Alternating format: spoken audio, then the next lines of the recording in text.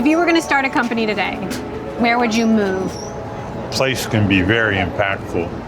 And so if I were like a 22-year-old founder starting something, I'd go to Silicon Valley just because it's going to increase your odds of success. Many cities, whether it's Austin or Miami, they have a problem that sounds ironic, but they're a lot of fun. And so I think there's a question as to whether you attract the very most determined founders. Oh, that's a little controversial. Which may explain why Seattle's done so well. Not that it's not a wonderful place, but for 2/3 of the year, it's dark outside. Exactly. I do think there are a lot of contagious qualities to successful startups. Constantly around other people that are all in the same game is super helpful. So you stepped back from an active role at Benchmark a few years ago.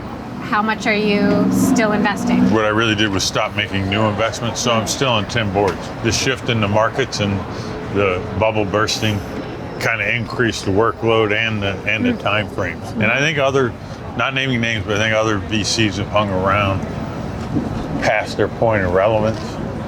I didn't want to be that person. You mentioned earlier, Benchmark has always stayed super small and lean.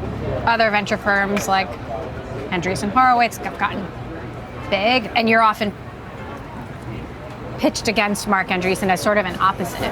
Whose model do you think is going to stand the test of time? How do you think about that? Well, I do think that there are numerous successful models in venture. I mean, it's not an industry where you can run the table.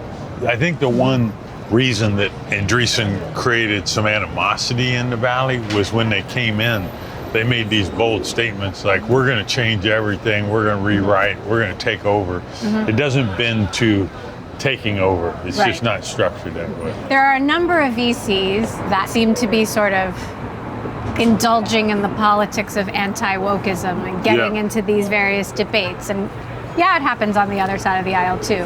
What do you think of that trend? I think I understand some of the issues that caused them to adopt that mindset.